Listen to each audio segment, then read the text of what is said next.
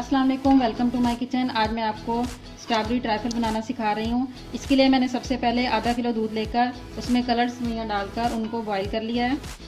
अब 2 tablespoon custard powder लेकर उसको थोड़े से दूध में हल कर लें। अब हाफ लीटर दूध लेकर उसको उबाल लें। इसमें 2 टेबलस्पून चीनी शामिल कर लें।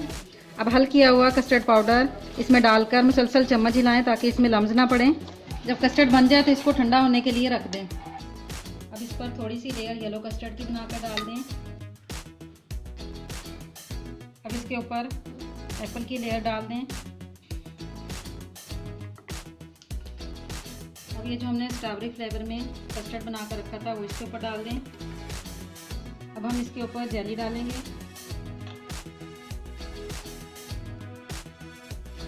अब हम इसके ऊपर फ्रेश क्रीम डालेंगे।